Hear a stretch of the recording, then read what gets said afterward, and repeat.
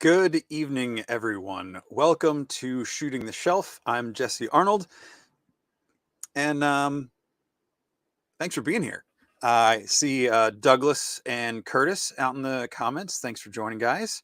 And for anyone else who's watching now live, or if you watch the replay later on, I really thank you for being here. I'm excited. This is I'm going to jump on the bandwagon and call this part of my road to Legions Con along with everybody else. The next 3 weeks are all people who are going to be at Legions Con, and several of my past guests have been as well. But we're really gearing up for it. It's less than a month away. I'm super excited. I largely finished a project I've been working on for myself for Legions Con. I can't wait to show that off to everybody. What's up, Danny? What's up, Mark? Thanks for joining tonight. So I don't need to make a huge introduction for this gentleman that is joining me tonight. Please give a warm digital welcome to the one and only Nate Baertsch. Hey, everybody. How's it going? Pretty good. How are you tonight, Nate? Good. Well, thank you for joining me here on the shelf tonight as we just talk all things toys and specifically Mythic Legions. Happy to. My favorite things to talk about. I'm amazed that people even want me to come on to shows and talk about these most wonderful things. Oh no, it's fun talking with other people, and that's what I like about doing this show. It's an excuse for me to get to talk to people, and by saying I'm just gonna show it on the internet for other people to watch, but it's really just for me to talk to people. So awesome. I love it. That's the best reason right there. Hey, everybody, I see all the comments. Curtis, Mark, Sean, Jay. Awesome. Yeah, well, welcome. I'm not going to hear the end of that. Welcome. Welcome. But be careful. It may be put on a T-shirt with somebody's face on it. You never know. You never know. Speaking of T-shirts. Nice. Very nice. I don't have, I've got the Headless Horseman one in my cart. I haven't checked out from Retro Rags yet, but hopefully before Legions Con, I'll have that. That's a good one, especially for this time of year. Yeah. I remember I wore this to ZoloCon in March. My friend Sean in the comp, you know Sean. I know Sean. Oh yeah. We were coming back from ZoloCon and we stopped at one of the roadside restaurant gas stations on the Pennsylvania Turnpike, and the girl taking our order at the restaurant was like, "Is that Krampus on your shirt?" I was like, "Yeah." She's like, "It's March. Why are you wearing a Krampus shirt?" I got to tell her all about Mythic Legions. Fortunately, she didn't glaze over while I was talking. So yeah, that's awesome. So, yeah, Krampus in March. That could throw some people off. Yeah. So, speaking of seasonal, I'm going to pull this in real quick, and we can talk more about it later. Okay. The packaging on this box is really shiny and getting a lot of glare. It is a gorgeous box. Thank you. Yes, and the art on the back. I mean, every piece of this is absolutely gorgeous, and the inside. Now that so many people have gotten this, I don't feel. Yeah, you don't need to feel bad at this point. I think most of this stuff has been posted all over the place. Sorry, my lights are really reflective on there. Absolutely beautiful. I love all the details on here. I feel like in the one tree, it almost felt like there was a bit of a head shape in the bark or something. I don't know if. Not trying to read on the one on our right, one with the kind of big hook nose. Yeah. Oh yeah. There's absolutely a face there. It's the prints on these, I will say, came out a little dark, and I don't know if it's possible that Chris pushed it darker with the factory potentially, just because it's Halloween. It's it's a dark thing. My artwork, when you look at it on my monitor, that's a fully fleshed out monstrous face in a tree. Okay. Yeah, absolutely love it. And the dark really works. It just immediately sets the mood for the sorry, as I hit my mic with my hand. The figure that is the Horseman. Oh yeah. Gotten have you gotten one yet? I have gotten one. It was my brother's. So I ordered two that day. I ordered one for myself and one for my brother. Okay. And because my brother came to visit when it came, just the balance of it, things working out, he came to visit. So he ended up taking the one that we got home. And so I'm still waiting for the other one. Okay. So yeah. Chris probably put me in the back of the line anyway, just to smack me around and to hold things Well, over make me. sure you keep working. Better not hope he Working. doesn't see this. He's a king carrot dangler for sure. He is like constantly. He's got to have that carrot in front of me. Okay, okay. But yeah. Oh, that's awesome. But yeah, just obviously Sean and a lot of other folks have known your art for quite some time. I don't think I even heard your name, I'm sorry, until last year leading up to Legions Con. That's great. Sean was talking about you a lot. He probably said it before then, but I didn't have anything to associate it with. I grew up loving He-Man. I still like He-Man, but it just wasn't a realm I stayed connected to as an adult because I didn't like a lot of the stuff that came out in the interim. But since learning about you and your art and and seeing your work on the Revelation art of book, which is absolutely amazing, it's just really cool to see that you've done virtually all the art for the Horsemen, or at least the Mythic Legions line and everything. So yes. I'm sure you've probably answered this before, but is there a short story on how that happened? Because did you work with them on Master stuff before? My apologies for the entire this evening, because I will probably have to step back and cough a little. I've just got a remnant of a cold that is hanging on. So I'm just a sorry. drink of water. Take your time. I'll just drink after every cough and hope that heals things. But no, the quick and the short of it is, yes, my relationship with the Horseman goes way back into the 2000X He-Man days a little bit, just in the sense of that was when I first met them. Okay. I don't know that they necessarily remember meeting me at that time, but it was in 2004 at San Diego Comic-Con. There must have been a little bit of a mark or something. We knew of each other. Certainly they knew of me as Bana on the forums. They knew of me as Bana on their forums, because I had been a long time fan of theirs anyway. And so I would hop on. I would do fan art of their Fan X stuff. I would do fan art of the Masters of the Universe stuff. And as I would post that, it was 2007 when Ramathor was being released, and he was the second figure in their Fantastic exclusive thing that they were doing.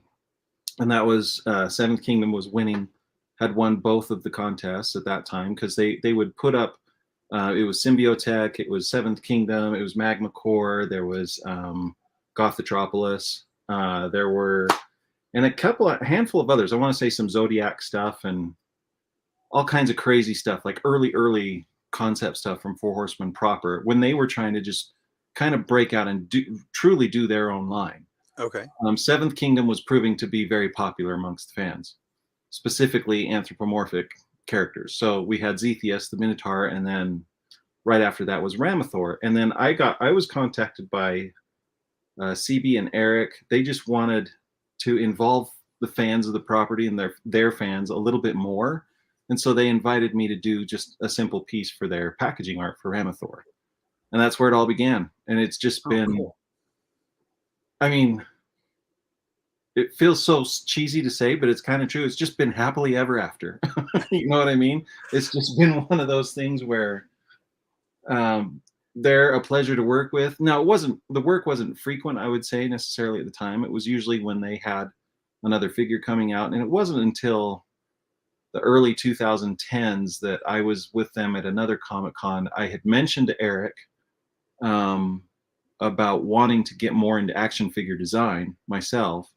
And he was just like, great. So he was starting to throw like Masters of the Universe Classics ideas at me, just kind of behind the scenes here and there. The first one that I did was Tila. And I think it was mostly a test run for him. He already kind of had in his mind what the Tila figure was going to look like.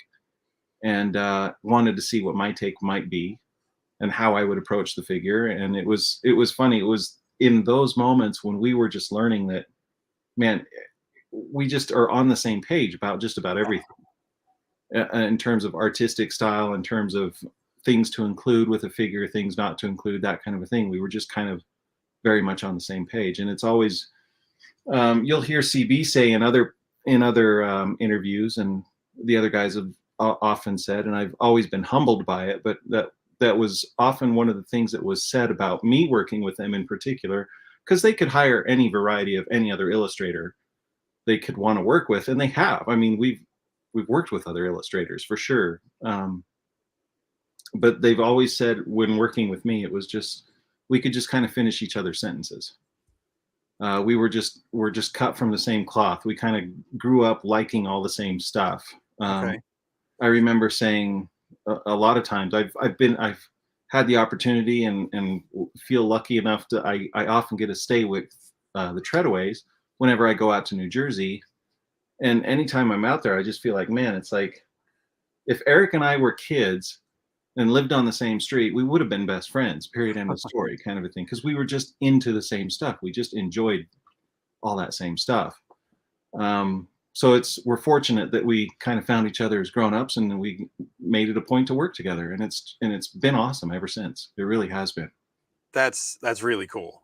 Yeah. And that whole thing has continued through, at least from my perspective, and I'm sure a lot of other people would agree, into Mythic Legions and the Cabal and the whole community that has come up around that. I know I've made a lot of true friends over the past, not even year at this point, since I joined the Cabal, and it's just, yeah. You're right. The Cabal is a phenomenal community. It really, really is. I mean, yeah, there's drama in it. You're going to find drama in any group of people larger than a few hundred people. There's going to be drama. Sure. But the type of drama and the infrequency of it, I don't know. Maybe I'm not on enough to know how frequent it is or isn't. But I find whenever I'm on it, I'm not seeing a lot of it. And if I do, I've already seen that Travis and Pete and those guys are already hopping on it and making fun of it anyway. So, and it's just awesome because, I mean, we all have pretty thick skins, and we can all take a jab or two, and it's okay. And but for the most part, like you said, you find people, it's like, man, where have you been my whole life? I mean, these people are awesome, kind of a thing. Yeah. Yeah. And I got quite a few of the people watching and at least commenting are some of those people for me. So yeah. Awesome. Yeah, it's really great. That's really cool that you kind of got brought in as a fan, and now you're the go-to guy for the packaging and everything. Yeah. So far, just let's hope it stays that way. I don't know why it would stop, but I've learned never to take anything for granted. I mean, you've got to fight for it every day, all the time. But yeah, but it's worth fighting for. Very cool. So speaking of Comic Cons, you were at, is it FanX? FanX. A month ago. How I saw some pictures of it, but how was that? How'd that go for you? FanX was fun. It definitely was an experiment. I had been talking with Jim and Eric and CB a little bit, mostly Jim and Eric, and so CB and Jim had come out to Salt Lake City in Utah for a big Megalopolis event. And after that, it was one of those, we all know what happened there. We don't have to go into any of that. It came, it went, and it happened. But the guys enjoyed their time out in Salt Lake City. And I remember talking to them back then about, Salt Lake City has a show called FanX. It would be really interesting to see how you guys would do out here. Because even at the Megalopolis event, they did pretty well. And I was talking with Jim about it actually at PowerCon, and that's where we finally made that decision of like, yeah, let's just do this. Oh, wow. And let's see what happens. And it was funny talking with Jeremy was included in all those conversations as well. And it was interesting to see the formulation of the street team idea. So the guys with Legion Lair out in Cincinnati or Ohio, I want to say it was Cincinnati, doing it at the same time. It was the same weekend as RotoCon, and it was the same weekend as FanX. So it became a little bit like an evangelist event of spreading the gospel of Mythic Legion, as it were. And it was interesting because FanX as a convention is similar in feel to like a San Diego Comic-Con. It's not nearly that big. I mean, it very much is not San Diego Comic-Con, but it wants to be really bad. And it does a good job of bringing a lot of celebrities. It does a good job of having a really lush artist kind of area. There's a lot of local artists, illustrators, fantasy painters, and sci-fi folks that come and do really well there. There's a lot of local businesses and even businesses that are more fantasy centric or pop culture centric that really thrive out here. There's a huge cosplay population out here, so it's like a little bit of everything for everyone. Okay. And we were just curious. The Horseman and I were just curious to see. It's like in my mind, I'm like thinking, man, Mythic Legions should go nuts out here. What was cool to see was that there was already a small fan base, I would say, in the Salt Lake City area that was able to come out, and they came specifically to see me and my family and the Horseman booth and that kind of a thing.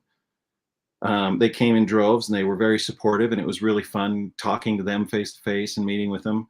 And then the other half of the time I spent really just like I said, just telling people what Mythic Legions was, showing people the figures, I learned quickly the first day I didn't have any figures out. I just had meaning I didn't have any loose figures out. I had plenty of figures to sell and they sold fine. But I didn't have any loose figures, and I kept finding myself wishing it's like if I could just tear open this figure and show you what it's all about. So obviously the other 2 days that I was there, I very much had action figures out there. We were playing with them. I had my family just messing around, part swapping different legions together to create their own stuff. And it was just really cool. And I think on the last day, I finally brought like a horse. I should have brought a troll and an ogre and that kind of a thing. It was very much a learning experience, both for me, because I was kind of on my own. Usually the Horsemen, and it's like Jeremy and the Horsemen, they just know what they need to do at a show. They already have stuff set up. They know when they're going to be, where it's going to be big and not. Whereas this show very much was more of an educational show for a lot of people. And it was really cool. The really exciting part was most of the sales were done by Mythic Legion fans. They already knew who the Horsemen were. They already knew what Mythic Legions was. So they were there to get figures for a good deal, and rightfully so. It's one of the best deals you can get if you can grab figures at a show. But there were a lot of single or double figure sales of people that were they were like, this looks really awesome. I want to check it out. There were a handful of those that would come back the next day and be like, so this is awesome and I need to get more, kind of. We all know that story. All of us that collect Mythic Legions, when you have one in hand, you're just like, your brain just explodes and you just want to explore that world so much quickly. And so you can't get figures fast enough, it seems like, until you see price tags on the third-party markets and that, or it's like, oh, okay, I'm going to have to save up for that one. Or how bad do I really want it? Or maybe I'll get the parts and I'll paint my own, kind of a thing. Yeah. We've all been there. And even me, I've been there. It's like, I have customs in mind. I put in a few extra pre-orders here and there. I'll have a pre-order in and then put in some more. And I'll be like, that's because I want to build this thing, whatever it is. I can't help it. So it was, I would say it was a success in that regard. It was definitely a success as far as getting new fans into the line, showing more people what it's all about. But likewise, it was also equally successful to be able to just rub shoulders with the fans that are already here and be like, a lot of them had no idea that I was here locally. Okay. They're just like, I just assumed you were out in New Jersey with the guys. I was like, yeah, no, I live just down the way, just a few towns. That's all. So it was fun. It was a lot of fun. Very cool. I saw another show or group out there that I'm familiar with, that I found in 2020, I think, or early 2021, the Cinema Therapy guys. Cinema Therapy? Yeah. Okay. It's two guys. They basically like break down. They do a YouTube channel and they break down movies and shows on like mental health stuff. Gotcha. Like, does Silver Linings Playbook, accurately portray bipolar disorder, et cetera, et cetera. So one of them's a filmmaker, the other one's a licensed therapist. So Awesome. they'll go back and forth and they'll break down, like the generational trauma in stuff like Coco or Encanto or something like that. And Hmm. I saw they had a booth at the FanX, but they're really cool. I really enjoy watching their shows because some of the stuff's very obvious. It's like, okay, yes, that's this, but hearing them break it down and then the filmmaker side breakdown is really cool. Yeah, that sounds awesome. So it's a pretty good show. So I was like, oh, I wonder if Nate knows who those guys are. I don't, but now I'm gonna check them out, or I'll come across them at some point because we talked about it. Our phones are listening. I'm sure an ad will pop up Right. somewhere. So yeah.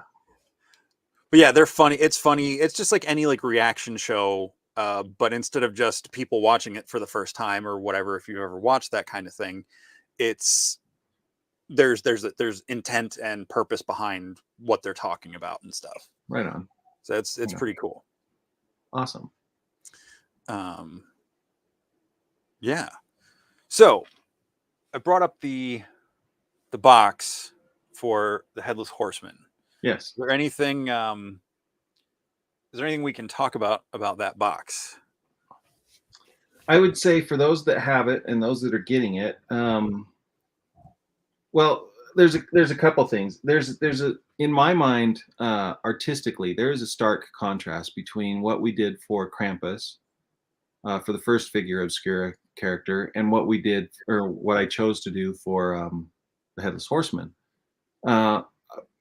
I realized, well, there are a couple things that happened there. I think Eric was pretty clear on what he wanted for the Krampus box, and I don't know if I got that for him.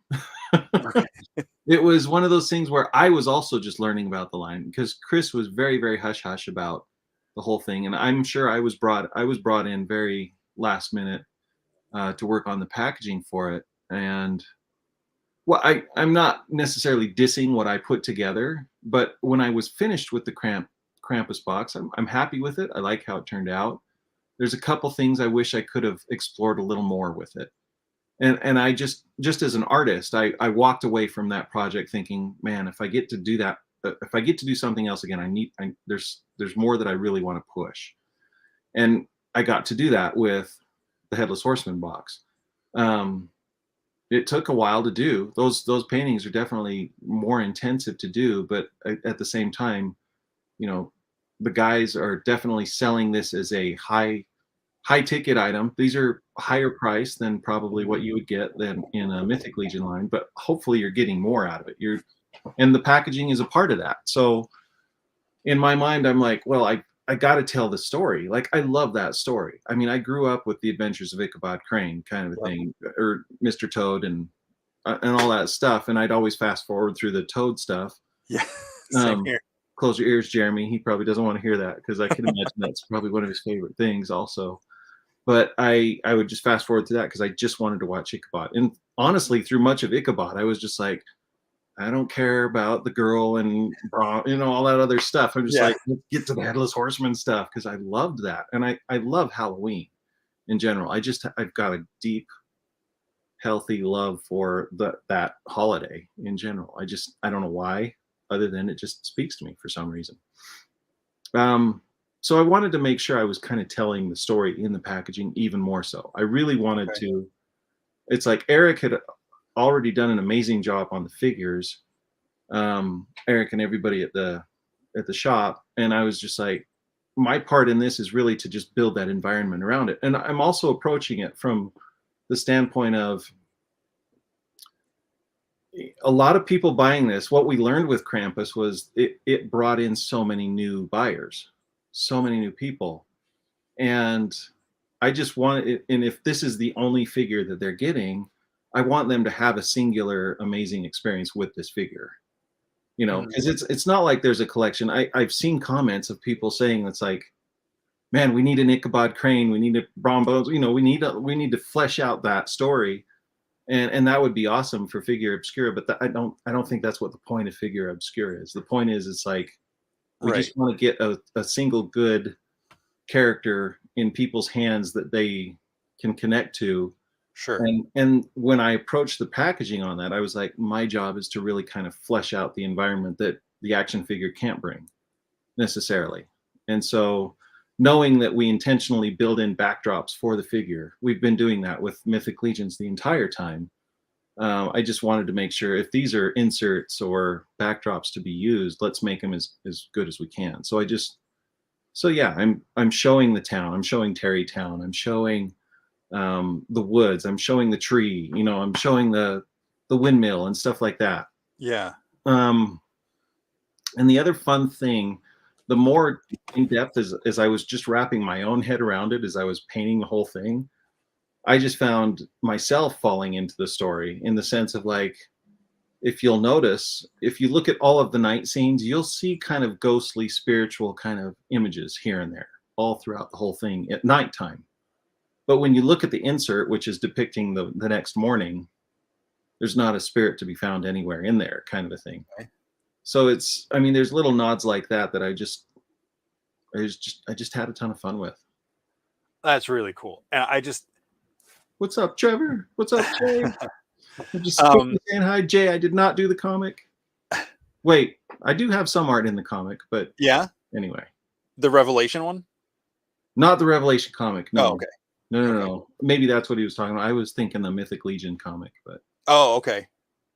Um, Danny's asking if there will be prints of the inner or outer of the. If that's something you can say. If not, we yeah, can. we're only weeks away. As long as I get the prints from the printer, yeah. Okay. As long as things happen in time, like hopefully they should, then yes, I will have prints. I will have 2 prints surrounding the Headless Horseman. I will have the outer cover with just the Headless Horseman in with the kind of purpley, reddish, pink, orange behind him. Okay. And then likewise, I will have a print of the back. Okay. The back of that box with the Headless Horseman on the horse rearing, Okay. Okay. and hopefully Very you'll get to see the names a little more clearly on some of those headstones that are far away. Okay. There are also definitely some Easter eggs surrounding Okay. As soon as we're done with this conversation, I'm going to go look at that box a little closer. You could try. You might be able to make some of it out. It, like I said, it printed a little darker, so it might be hard to see. But hopefully, in the prints that I have at the show, they should be a little more Okay. clear. Very cool. Yeah, Sean saying, yeah, get to the Horseman. I remember the Horseman when I was a kid. It was very impressionable. Like I didn't really watch horror movies or anything like that. So like Jabba the Hutt scared me when I saw Same. Return of the Jedi in the theater. Oh my gosh, the Rancor had me hiding behind the chair for sure. Yeah, yeah. But like before we even got to the Rancor, just the look of Jabba made me so uncomfortable. But so if I would watch, and yet here I sit with Jabba staring at me right now from behind the computer. But anyway, yeah, now I'm okay with it.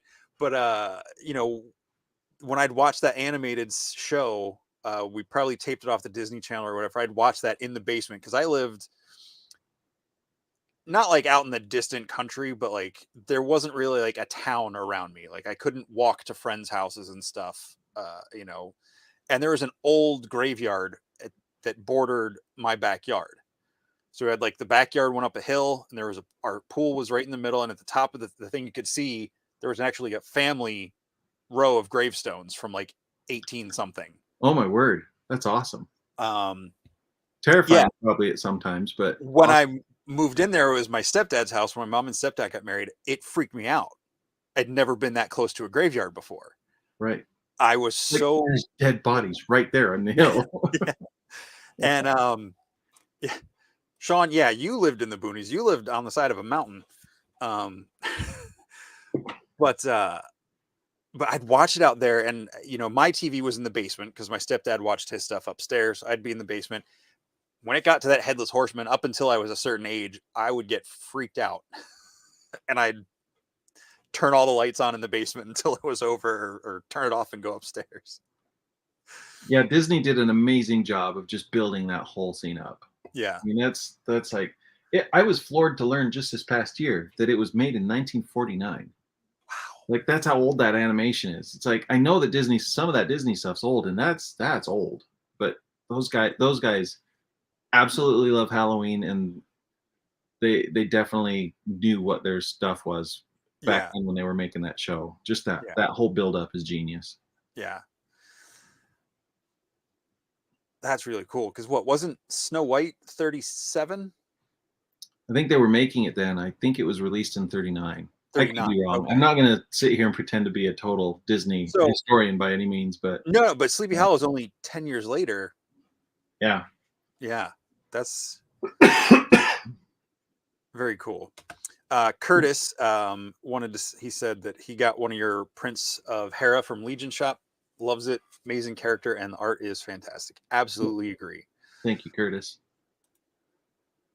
That was a fun one. Speaking of the comic, that was the main piece of art that I got to do for that first Mythic Legion comic, which was just a standalone piece of artwork.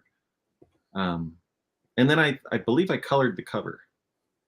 Yes, I did cover the color. Okay. I had to think about that. Like, did I? Yeah, there was a lot of fun things going on at that time. Very cool. Well, that's put a question in mind that I don't know if I want to propose to you in case you can't answer it at this point.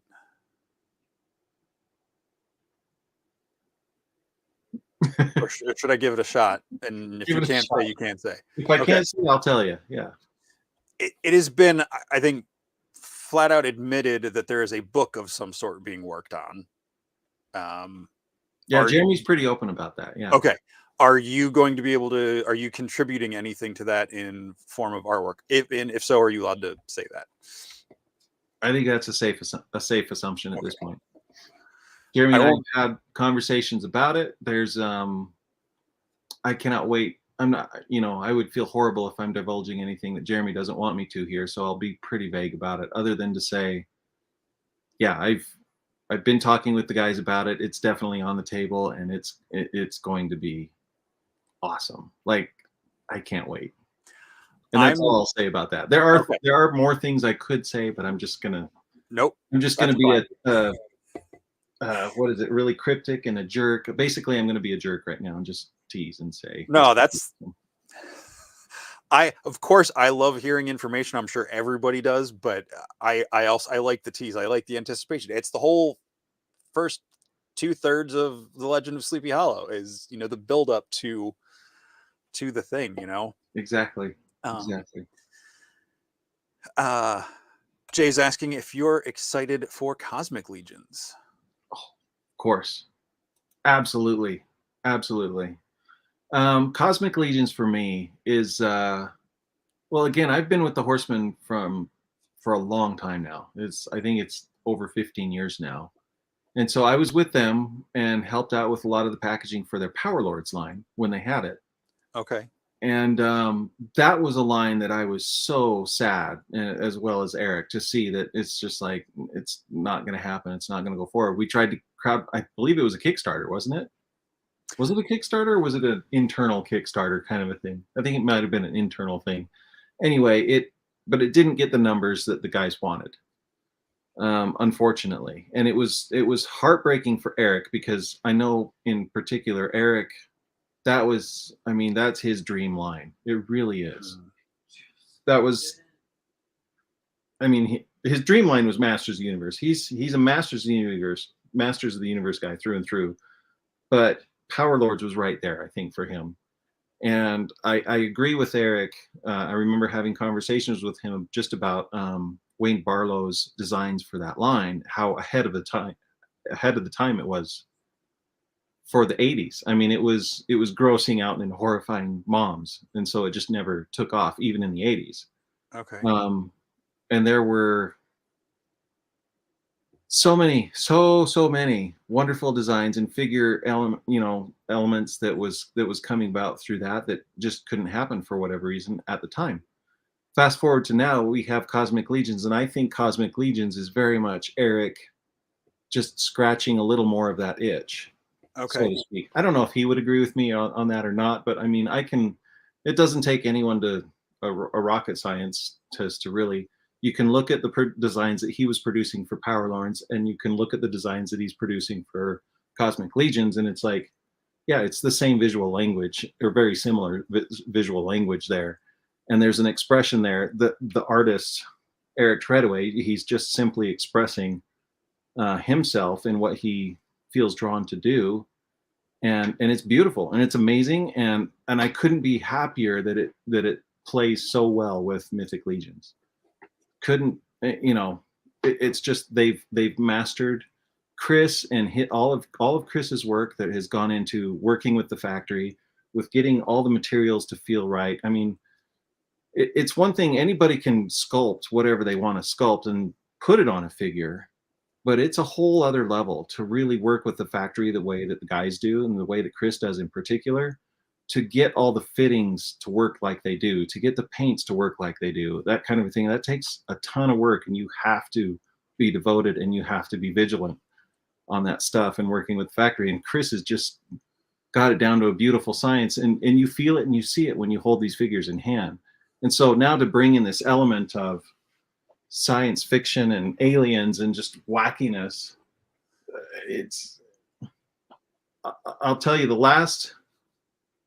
I felt this way every time that a Cosmic Legion line is introduced. I'm like, between Mythic and Cosmic, what else do I have to collect anymore? I mean, we have like the best of the Star Wars stuff anymore. Yeah. We have, you have the best of the Masters of the Universe stuff now. It's like, in a lot of ways for me as a toy collector, it's like those collections are kind of done. I mean, yeah, I'm still picking up a few things here and there because I'm a toy addict as well. I mean, I've got a serious addictive problem here with collecting plastic figures, but my brain just loves the playground that is Mythic Legions and Cosmic Legions together. So it's like, I love science fiction. I love space stuff. I like wacky alien stuff. I love monsters, and I love all the swords and sandals, as Travis would say.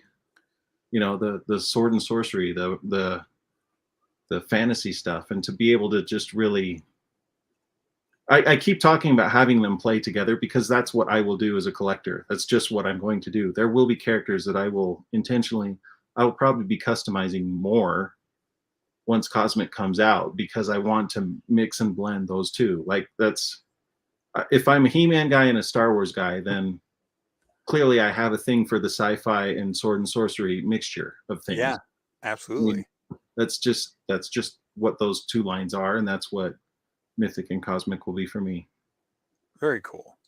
Got a question from Douglas about the box art for the next wave, the November pre-order, so the Necronominus wave.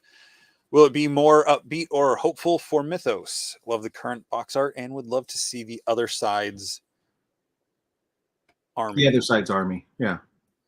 He wants to see the other side's army.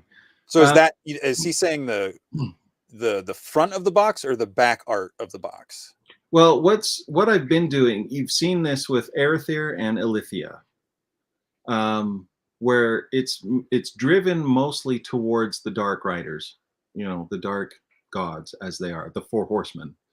It's geared more for them. It is their wave. It's what the waves are named after. So they're kind of in the spotlight. However, on the bigger boxes, you get a little inkling of what the other sides are. You get, we did a little, a very almost conceptual look at the Castle of Four Sides with the Arethyr wave, and then likewise you get to see Castle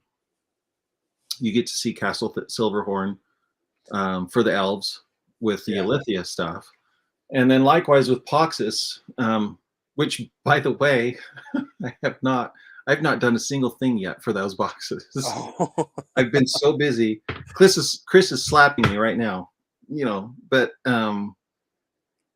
that's very close to. What's up, Walter? How's it going, Walter?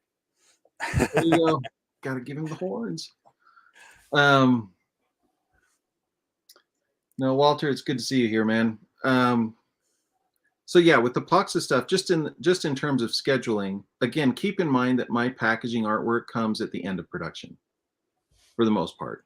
Okay. So for some of you, you're like, Nate, you've had a whole year to work on Poxa stuff. It's like, Well, if that's all I was doing was Pox's stuff, then yeah, I would have had a year. But believe me, my year has been full of so many other pieces of artwork, like chock full, and it's been awesome, and I've been very grateful for it.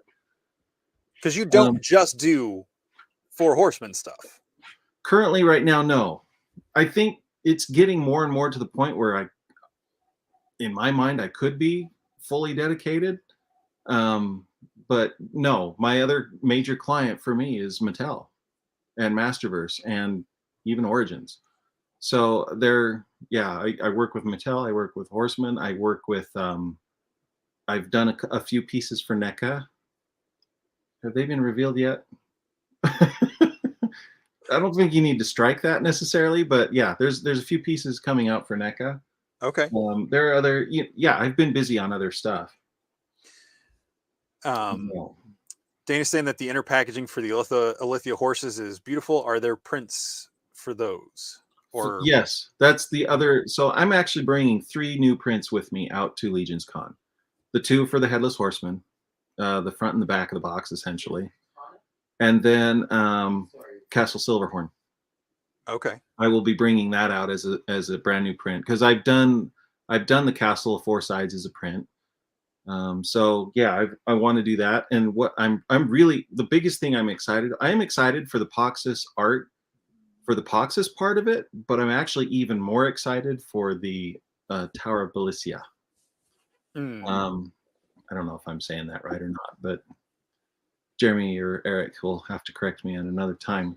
But yeah, that tower in that environment, I am actually really excited to explore. I'm excited to see what that looks like. Yeah. Tower of It's Belicia. probably the, not that I dislike anything in Mythic Legions, but for me it's Zylona's Flock is my absolute favorite. Awesome. Uh, I don't have a lot of the Convocation or the Army of Laodiceus yet, but I like all of them. I don't know, the magic. I guess I don't have enough of the characters from that wave to be fully invested, but I really like the idea of that kind of like learned, scholarly magic based kingdom. So I can't wait to see what that stuff looks like. Yeah, it should be a lot of fun. Very cool. Um, yeah, Sean's saying Nate's living the dream, life goals as a creative life goals. Stinkor package, yeah, all the Masterverse. I cut off, I think, the backs of all the Masterverse figures. I was like, I can't save the whole box, but I kept the backs of all of them, and then some of the side ones I kept, and I've got them. I've got like the Battle Cat, Tila. I got the Stinkor one, and someone else pinned up somewhere else. Sorry, I'm not laughing at you or your comment. I just glanced at Danny's comment there. Did he paint you like one of his French trolls? uh, Danny is one of those guys that I've connected with and talked to on an almost daily basis now. Awesome. Yeah, he's. I don't know if you saw the pictures from Chris Con. They did like the custom contest back in the spring, and he won with that Hongo head from Right. Noble Bear. Yes, that's right. Good stuff. Curtis, orcs are greater than all others. In numbers, they've definitely got numbers for sure. Think the only ones that would probably outnumber the orcs are the goblins, if I've read the bios correctly. Probably in the bios. Yeah, I'm just trying to think action figure. In fact, I've got a lot of them out right now. My son has really taken off and enjoyed Mythic Legions along with me, which has been really fun. Very cool. Especially because he's of an age where he's at that age where most of us were when we started to let go with toys, because we were told to in the 80s or 90s. It was like, no, you're too old for this stuff. Don't get into it. Whatever, all that garbage, and I call it garbage now, because no, toys are freaking awesome. And I think, thankfully, as a society, the society we live in today is a lot less damning on people. If you're into something, just be into it. That's great. There's a lot more of that mentality. Whereas it seemed like back when we were kids, it was more of a, you're too old to be playing with that. Society is trying to mold us into being something that we don't want to be, frankly. So So it's been interesting. So all that weird psychobabble aside, no, Caleb loves he loves these toys. And so we broke out all of the orcs. He was like, Dad, check out just how much there is of all these green, the green skinned orcs, the goblins, the trolls, the ogres, and that kind of a thing. And it's just like, yeah, it's pretty freaking awesome, isn't it? It's like they know what they're doing, kind of a thing. Yeah. It's impressive. Your Walt's son keeps taking more of it. Yep. Good. That's awesome. That means you're doing it right, Walter. We got another question here I'll throw out here if you can answer it. Sure. Daniel asked if you spent part of this weekend painting the half giant body to match the gorgeous add-on kit you designed for the deluxe builders. Will we be seeing more of your signature designs for Legions? Hopefully, yeah. The only thing that I will say is, and it's me being a jerk, so I'm just throwing a teaser out, really, because I obviously I can't say everything about it. But back when I did the drawings for the half giant, there was more than what could have created just one figure. I guess we'll just put it that way. Okay. Or maybe a few figures that could be created from some of the accessory pieces that I drew. Now, and that job was a fun one because that was another fun exploration anyway, with the guys. It was at the beginning of 2020. I want to say it was January, and we were just barely starting to hear about all this COVID crap, and the ogres had hit, and people were getting them in hand, and they had done really well for the guys, and there was already a lot of feedback that the guys were listening to online. And anyway, Eric reached out to me, just making sure this isn't Chris slapping me, telling me I'm indulging too much stuff. Eric reached out to me at that time and said, we want to try something a little unique where we just design and build accessory kits for the ogres in particular to just kind of flesh them out even further, because they could see that the ogres were going to be pretty popular. And so, yeah, so I just got to drawing stuff, and we're only seeing a little bit of all the stuff I drew. And that's all. I guess that's probably all I can say about that. Okay. That's fair. That's fair. Yeah, I remember at one point I was hanging out with Sean sometime last year, and I think he showed me some pictures from something, and it was like some like Viking style sketches you had done. Was it for a concept toy line of your own? I don't remember the context of it, but I was like, these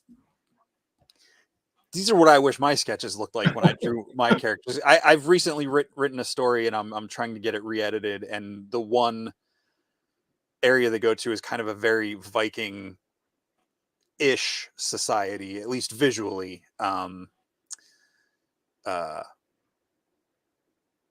Yeah. I don't know. I know. I think you saw. Did you see the picture I did on Instagram last week? The woman on the giant ferret. Yes, that's from that world. Yeah. Yeah, because she was very kind of Valkyrie looking. Yeah. It had definitely Norse influence, kind of a thing.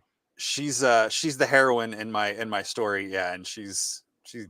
Am I getting that right, or am I making that up? No, I want to say she looked very.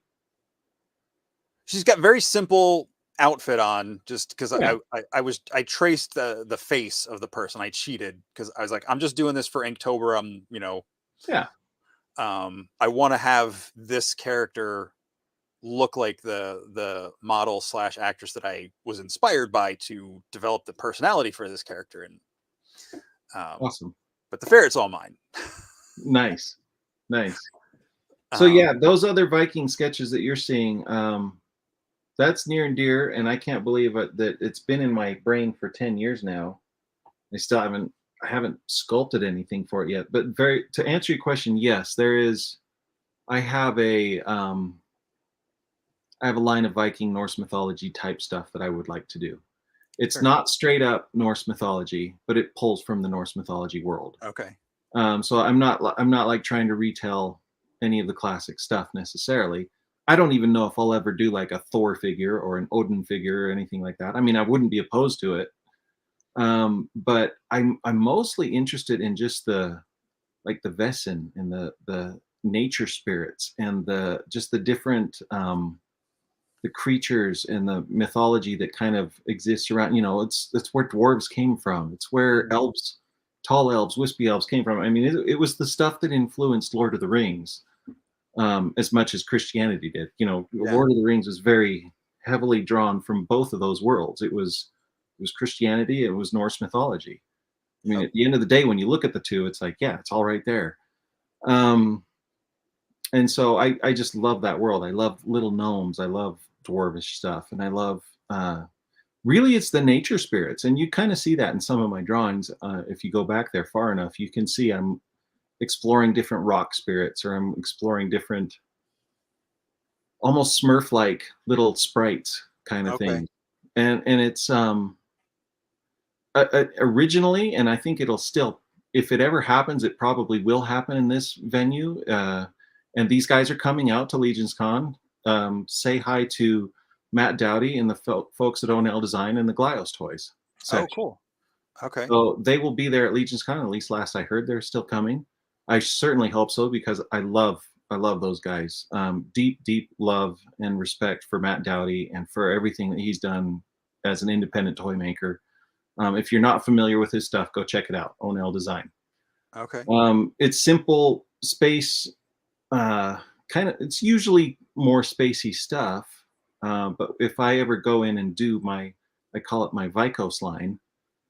Yeah, it'll be interchangeable with all of that stuff. Okay. Very cool. Yeah. I got another question. Sean is asking if you got a figure that's a tribute to you, or not a tribute, an homage figure, because I think the tributes are for folks that aren't around anymore. What pieces would Yeah. you want to use? What faction would they be in? My favorite faction, I will confess, is the Noble Bear. Noble Bear Clan is probably my favorite. My second favorite is probably right there with you with Xylona's Flock. I love the Okay. elves. I really, really love the elves and the nature spirits and the natural aspects of them. Um, there's something to love, honestly, in every single faction of Mythos, though. I mean, let's be real. There's because if I just stop and think about it, and I go around through all the factions, like I love all of them. I love every single one. There's not a bad one in the bunch at all. Like Yeah. there's really something beautiful in each faction. But I tend to gravitate towards the Noble Bear. Okay. I just maybe that's the Masters of the Universe side of me. I've always loved and kind of had been drawn more to the barbaric aspects of Masters of the Universe. I loved in my junior high years when I was starting to get into comics. I gravitated immediately to the old Savage Sword of Conan kind of stuff. Okay. I mean, I really got into that a lot. Um, I blame Alfredo Alcala. I loved his artwork. He did the first He-Man mini comics, and lo and behold, he was also heavily involved with all of that Conan stuff that I was reading. I didn't realize at the time all those Conan comics I were picking up were just reprints from Okay. the 70s and the 80s, the early 80s. Um, so yeah, I just love that faction. As far as parts, I mean, rumor has it, and you hear it every once in a while, they call that half giant the noble Baertsch, which I guess in some ways it's kind of a tribute figure, but I'm going to say it's not official. That's not an official, certainly not the official name. It's not what's on the website, and it's certainly not. I wouldn't say it's the tribute figure for me, but it would probably be something similar to that. I would say Okay. there was at one point. So I grew up riding horses Oh wow. also. So I mean, half of me, like when I saw the centaur come out, I was like, man, what if there was like a Viking centaur? That would be phenomenal, kind of a thing. Just like it's like if you took one of the centaurs out of Mythos and he just happened to, not that he necessarily had it out with Xylona's flock or anything like that, but maybe he just, you know, picked up factions with he got stranded up in the north and spent a lot of time with Vikings, so he himself became a Viking centaur. I could potentially see something like that being a lot of fun, but that's a really big figure. That'd be, I don't know, that'd be too much to spend on little old me. But yeah, I don't know. I'd buy that figure.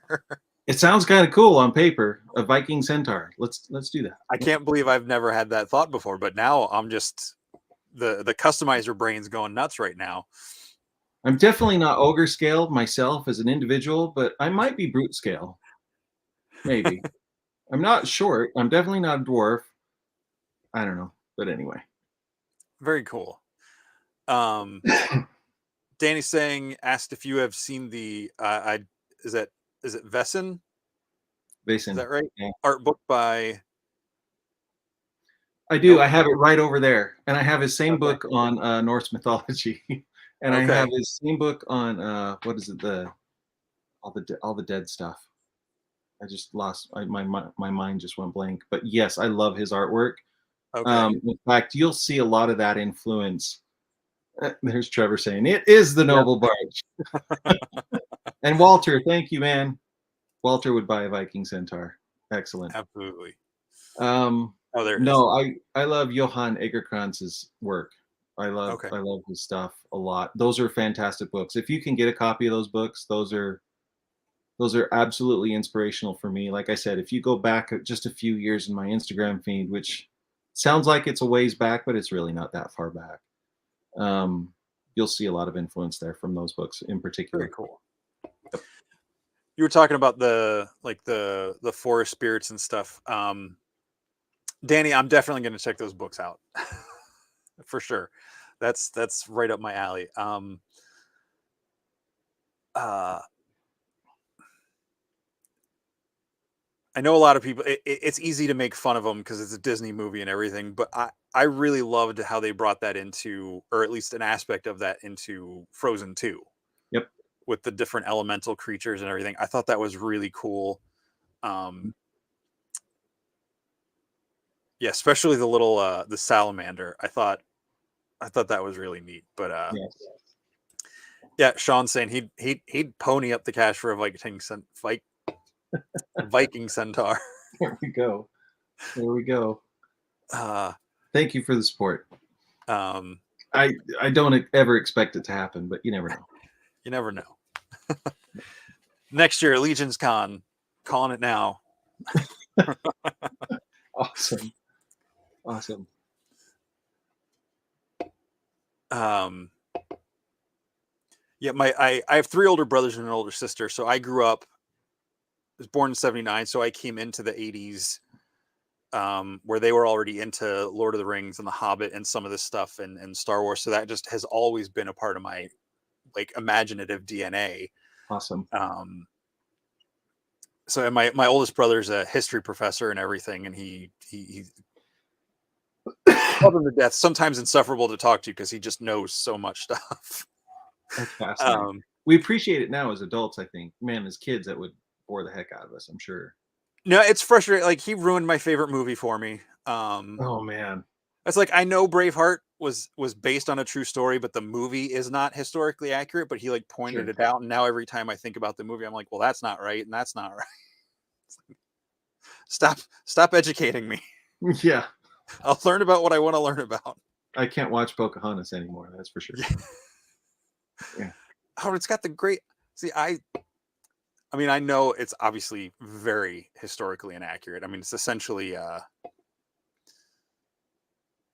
almost Romeo and Juliet at this point in the Disney version. But yeah, I love the thing with Grandmother Willow, and yeah, it's a beautiful movie too. Yes. Like anybody that watches movies and tries to take their history education from that is missing something. Like if it inspires you to find out the real story, then the movie did a good job. Yep. Yep. That's just my opinion. Yeah. See, I grew up with a mom that was she was a pretty good stickler about. Let me put it this way: I am grateful that the Lord of the Rings movies came out while I was an adult, so I could just say, "Mom, I'm going to go see the movies anyway." She really tried hard, to her credit, and I should have listened. I was a punk kid. I struggled with reading as a young kid. Thankfully, it got better as an adult. But when I was a kid, I really struggled with reading, and my mom knew that I would love The Hobbit, that I would love The Lord of the Rings, and she would kind of give me her versions of them as we'd go on horse rides together. and whatnot, she would talk about all the characters, and because she loved that. It's probably one of her favorite books is The Lord of the Rings. Oh wow.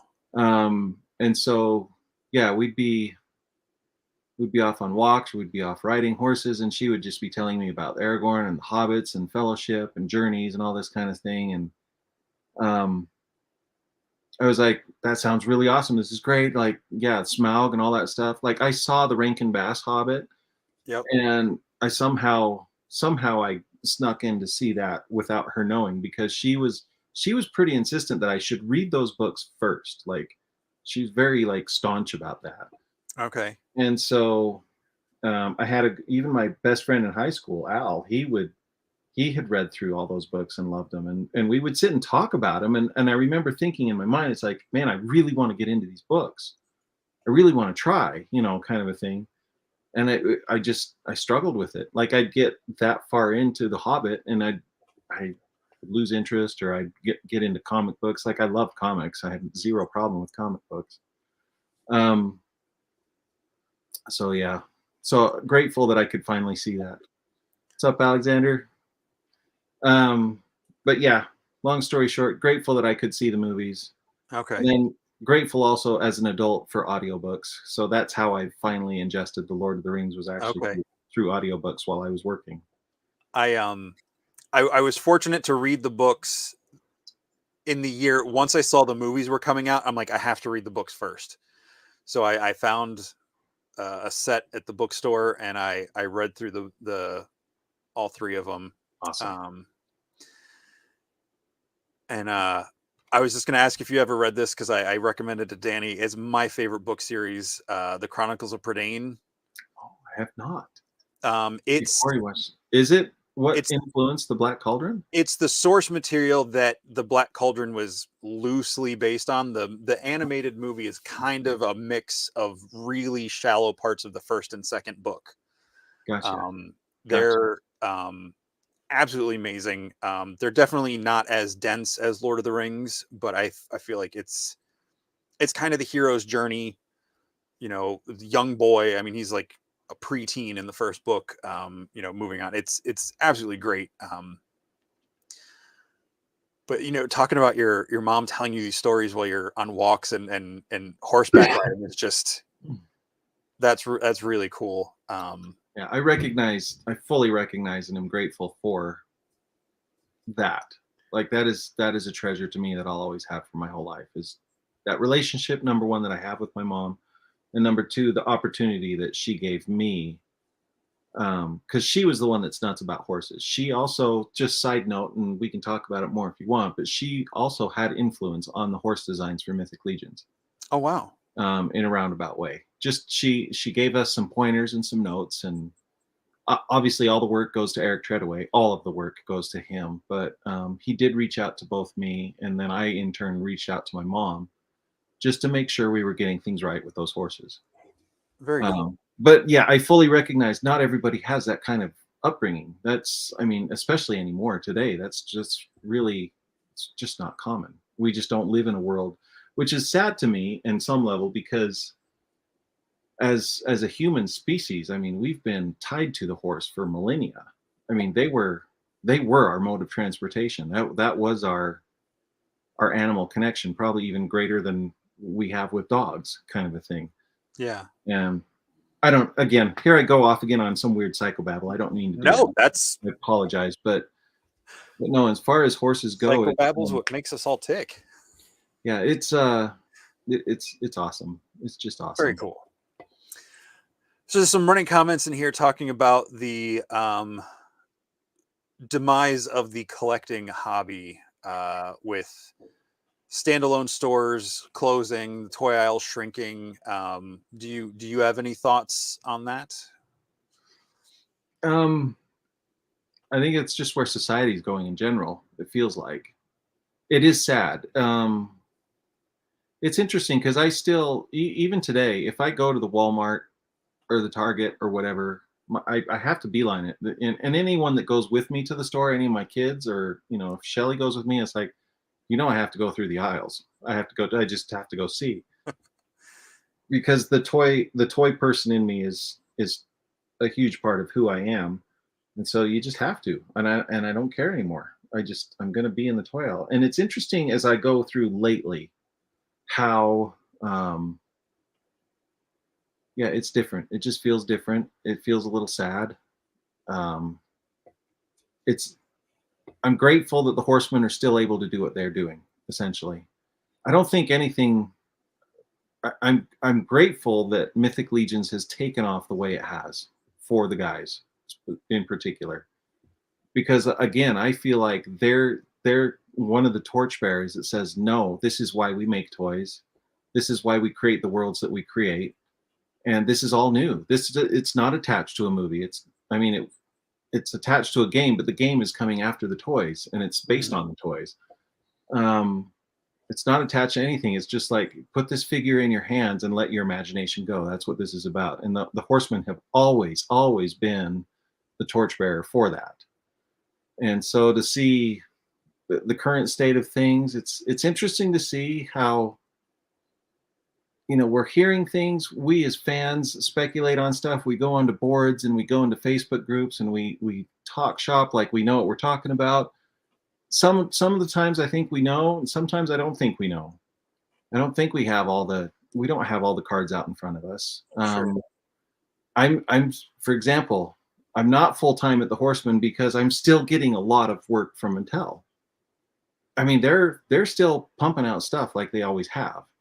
And it's really interesting to see how Masters of the Universe for Mattel has, regardless whatever our opinions are on the current figures, and I have my opinions, and they're probably very similar to many of the opinions of the folks here. It's interesting to see that line is still growing. It's still expanding. Stuff like Star Wars and Marvel Legends and what Hasbro's doing with all of the the different types of packaging. Are they going to make or break the toy industry with their revolutionary cardboard packaging? I don't know. Honestly, little things like that here and there to me feel just more like it's just something new to talk about, and people are going to talk about it, and we'll just let people talk about it. The more people talk about it, the more advertisement you're doing for the people that you maybe like or dislike. I don't know, but at the end of the day, I think toy companies have recognized that it's us guys that grew up with the stuff that are perusing those toy aisles and buying stuff. I think there are some getting into kids' hands, hopefully. I mean, at the end of the day, I was grateful when I was talking back to Fan X. I was very grateful that some of the figures that were purchased from the first time buyers were going into kids' hands. And that was I made it a point to just thank that parent. It's like, thank you for taking that time. This is, I fully recognize in my own mind, I didn't necessarily vocalize this, but in my mind, I realized that might be the only Mythic Legion figure that kid will ever get, or it might not be. And hopefully it won't be. And hopefully that kid will really realize what he or she has in their hands. And it was he's and she's. Some of them were girls getting the toys. Some of them were guys, which was also encouraging to see. But yeah, letting them explore that world. And I think that's the biggest thing. I think that's what we hold on to. Like a lot of us that grew up in the 80s and the 90s and grew up with these toys, we loved them because of what they did for our imagination. We loved them for how creative they allowed us to be. I mean, you can really, here we go with more Psychobabble. You could just name this Psychobabble with Nate. That's the name of this episode right now. No. Psychobabble with Nate. But it's scientifically proven. I mean, since the beginning of time, man has always created little images of himself in some way, shape, or form. There've always been action figures. They've just been whittled out of wood or carved out of stone. Sure. That kind of a thing. There's always been little trinkets that people would carry. There was always a dad that would carve a horse for his little girl, kind of a thing. The toys that we have are simply vehicles of our imagination. And I think we as a human species, we learn how to cope with our current world through these avatars that are sitting on our shelves. Yeah. Which is, it's just really fun. I totally agree. Like, I know some people are like, oh, it's just fantasy, it's all make believe and all this stuff. But like, if you pay attention to what it is, and you don't even have to look that hard, it's like with Lord of the Rings, it's making a decision and following through on your decision and dealing with the consequences along the way. And granted, the movie doesn't do as good a job of showing how that affected them when they go back to the Shire. I think for having removed that whole scouring of the Shire section, they did a good job. But because I felt that way when I first moved back to Pennsylvania from the Chicago and living out in the Midwest, it felt like I was like, this isn't my home anymore. And like that scene when they go back to the Shire really resonated with me when I first moved back here. It's been almost 12 years now, but Yeah. it's yeah, it's like I know I have some friends who really like sci-fi and they think that that's where they see the hope for humanity and everything. And then I agree with that. Like there's especially stuff like Star Trek, and I don't know if you've ever watched the Orville, like they have really interesting commentary on current situations. Well, Star Trek did at the time. Right. Um, Yeah. and in a hopeful way, but I think fantasy does the same thing. It just takes it into a less likely world we'll live in, but the stories remain the same, like the cores of them. And I think, and that's what the Mythic Legions are doing for me. Like there's just, I haven't enjoyed getting toys like this since I was a kid. That's amazing. And that's awesome. I mean, at the end of the day, it's like, wow, you could not have paid the Horseman a higher compliment than that right there. I mean, not to get into the whole psychobabble like you're saying, but like regular childhood, parents divorced, stepdad kind of really squashed a lot of the joy in life and made me sell my He-Man when I was in like middle school. Yeah. So I could pay for college. I made $50 off like a red wagon full of He-Man stuff. It was ridiculous. That's heartbreaking stuff. Now granted, at that point in time, I wasn't playing with them that much, but I didn't want to get rid of them. Exactly.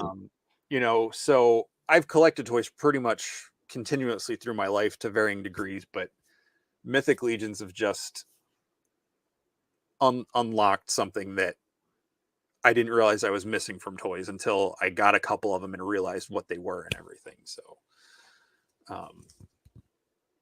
yeah. Man, we got some more heavy hitters here joining us. Yeah, I see that. We got Greg the Brute Scale. Nice. Jay, what's up? What's up, Greg? Josh? I thought I saw someone else. Josh is just putting a period on our little conversation. Okay. Fantasy is a modern form of myth making which dates back to the dawn of humans telling stories. Yeah. Yeah, and Douglas sci-fi can show the good and bad directions of humanity. Yeah, absolutely. Yeah. And I think fantasy does the same thing. Have you watched Rings of Power? I'm almost through it. Okay. I'm in the middle of it. Yeah, we're in like 5 episodes, so we're getting close to the end. Okay. I wanted to be faithful about it every week, but life happens. And we're enjoying it. We're enjoying it as a family. Every Sunday, I'm not seeing it right when it comes out. It's usually, in fact, if I wasn't on this show tonight, we'd probably be watching it right now. In fact, we may still watch it after this show. So awesome. Yeah, no, I've absolutely been watching it and enjoying it. Yeah, I know some people, I don't want to get into the negatives. So some people are nitpicky, not nitpicky, but they have issues with some of the casting choices or changes to the story. I'm like, well, the movie's changed a lot too. Absolutely. Like Frodo hides out with the ring for 17 years before he goes on his quest. Couldn't even. This is my opinion. This is my opinion. I am a huge Tolkien fan, obviously. It took me a while to get there, but I did get there, and I've loved every minute of it. But you could not make a Silmarillion movie or TV show. Like it wouldn't work today as a TV show. Right. Well, it doesn't even work as a book. I mean, as an actual scripture. it was. Yeah. It wasn't a complete book that Tolkien finished. Right. It was like not. Yeah. I mean, I don't. Again, like you were saying before about the toy company and stuff. I don't know all the details, but I know that was not a completed story, and you can tell when you read through it. I love it. Yeah. I love what it does for the world. Like, I actually love reading through bits of Silmarillion and then going back into Lord of the Rings. And it's like, Yeah, it's just a fuller, richer, bigger world because of it. Yeah. Even with the appendices at the end of Return of the King, where it talks about a lot of the men of Numenor and all that kind of a thing. It's awesome stuff, but I don't know that. I mean, could you actually really make that a TV episode? Like, someone's going to disagree with me and say, no, you absolutely could, and here's how you do it. And it's like, Yeah. great. I hope you good. I wish you the best of luck of getting the billions of dollars you'll need to make that happen. Right. I feel like with what the movies were and are, I think this is a good companion to go with them. It takes out a lot of the goofy humor that was in the Hobbit movies, which I still love those movies, Sure. and it kind of brings it back into that more grounded storyline. I mean, the Hobbit was literally meant for children anyway, so And let's be honest, The Hobbit really should have maybe been 2 movies and not 3. I But yeah, I agree. yeah. I like the initial pitch of that being a two-part, but But hey, um, we got 3 movies, and that's okay. yeah, Well, at the end of the day, can we really complain about more dwarves and more fights right. with orcs? Can we really complain about that?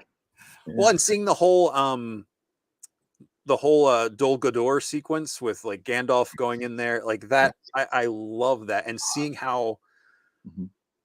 I think I can say this without spoiling anything. It's no actual details, but seeing like the Galadriel at this point in her life to become that Galadriel in that moment when Yeah.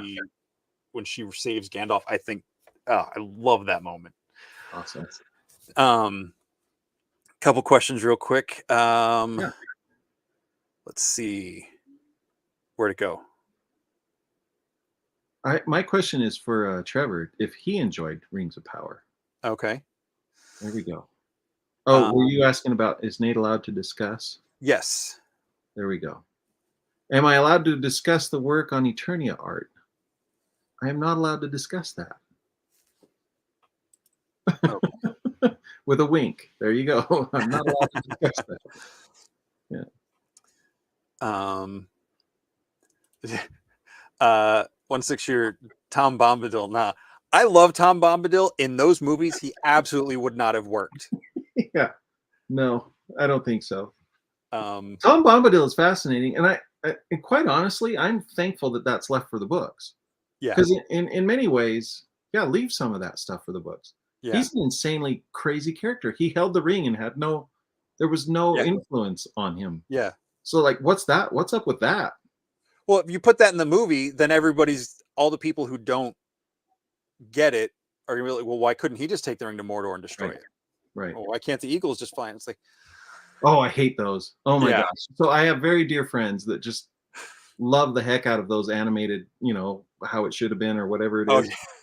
I'm just like, do you not realize, had they flown in on Eagles, that all 9 Nazgul would be there to take them out? I mean, it's like, did you really think that one through? yeah, There was a reason why it had to be snuck into Mordor. But yeah, anyway, yeah. yeah, I'm with you 100%. yeah. How about House of the Dragon? Are you watching that at all? I'm not yet, and I Okay, say yet because I want to. I okay, actually don't have HBO, so I mean okay. that's a big part of it. One of these days, I'll just actually I think my daughter has it, and I'll just borrow her sign in and just kind of binge it. But it's on my list. Okay. I enjoyed Game of Thrones. I did watch Game of Thrones and enjoyed that immensely. There was I was yeah, the ending didn't go quite like I had imagined it might go, but I'm not. I'm also one of those guys. I'm insanely forgiving on stuff. I do not overanalyze a lot of things when it comes to movies. I wonder if part of it is because I'm an artist, and so I recognize all the artistry that has to go into making that stuff and making it happen on a schedule and making it all that. You know, um, I would agree that they botched a few things probably maybe at the end there, but I'm not going to hold the entire series accountable, and nor am I going to let it take away any of the joy that I did have while watching the show. Yeah. I choose to and enjoying things. It's like I'm happy to just sit back, eat my popcorn, drink my soda, and just enjoy it and enjoy the world that they're giving us for Yeah. a few hours because that's the point. Yeah, I'm with you. Yeah, the final season felt, I guess the shortest, easiest thing for me to say is it just felt rushed compared to Yes, everything else. I agreed. liked the storyline. I just felt they rushed it. Yep. Um, Yeah, they could have used another season probably to really truly wrap it up properly. Yeah. Yeah. Trevor saying he likes it very much. Some things he had issues with, and wish there was more action in places like the movies, but no more slow horse riding. You know, it's funny you bring out that scene in particular because I was talking to someone else and that was like their favorite part of the whole thing. It wasn't my favorite part of the whole thing, but I was just like, yeah, I'm with you on that one, Trevor. More action for sure. It's definitely a slower build. Absolutely. But like I'm coming to appreciate that when the payoff pays off. And I know you haven't finished it yet, so obviously Thank you. but I feel bad. I should have finished that and then we could really get into it. no, it's fine. We'll talk about it next time. Another time. That sounds great. Yeah, it's yeah, I think I love the way they're portraying the dwarves. I love was it Disa or Dissa and Prince Durin, like the way they interact with each other is I love that. Yes. Yeah, you've got some good stuff coming up. Awesome. I'm excited. I get to watch it. My mom has my HBO and my Disney Plus. I've got her added on mine. She lives in Florida, so that's a thing we do is we'll watch those shows together. I call her up and we'll watch like She-Hulk and the Star Wars stuff and Nice. Rings of Power. Nice. Not House of Dragons. I don't think she'll watch that one. I would feel uncomfortable watching that show with my mom. Sure. Yeah, that could. Yeah. But it's funny. It sounds like your mom and my mom would probably get along. Probably. But yeah, I don't think I could watch some of that stuff with my mom either. Yeah. Actually, that's not entirely true. We would just laugh and roll our eyes at it for any of the gratuity kind of stuff. We just whatever. I remember our church picnic got canceled Memorial Day weekend the year Braveheart came out. So she'd wanted to see that. So it was raining. So she's like, let's go see a movie. We'll go see Braveheart. I was like, really? It's rated R? She's like, yeah, you're old enough. So we and I had a pretty like there's a lot of stuff we weren't allowed to do, a lot of stuff, we were, but we talked anyway.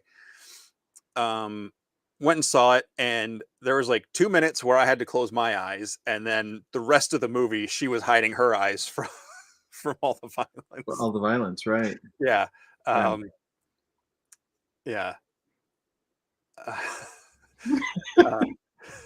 I'm laughing at Trevor's comments every time she's on a horse, slow mo. And Curtis is saying he thought we were talking about Andor, which I'm loving Andor. Andor is also awesome. Yeah. I'm watching it with my son, and every episode we're just like, okay, that was a good one, and like we knew it's like, okay, there's the setup episode, and sure enough, that next where everything went down, the last episode. Yeah. Beautifully done. Yeah. I really like that they're spending time with smaller characters, like in the Star Wars universe, like that corporate officer guy, the young guy with his tight suit and everything. It's really interesting character development. They're spending time with him and the ISB officer, and it's like I don't want them to get told they're doing things wrong because they're actually right, but they're going after the hero, so I don't want them to be right. It's a weird twist in my mind. I'm like, no, they're doing the right thing.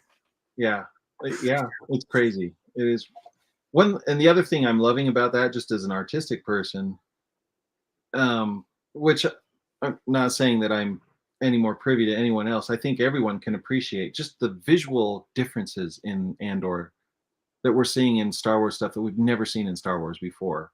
Yeah. Like there are new planets, there are new places, new just new environments, new types of architecture that still feels very Star Wars and still feels appropriate to that world, but they're taking a new look on it. The only critique as my son and I talk about, the only thing I have any kind of beef with is just that there are too few aliens. Like there's not a lot. I mean, it's almost all people. It's like all these humans walking around. Makes me all the more grateful for Cosmic Legions, where there's not a single human anywhere. I am on board with that. I love that. But I get it. It's at the time where the Galactic Empire is at their height, and the Empire's always been known for not working with other aliens necessarily. So I don't know if that's playing into the story on purpose, but I just feel like, man, couldn't I at least see a Rhodian or a Twi'lek or something somewhere? Yeah. But, Yeah. yeah.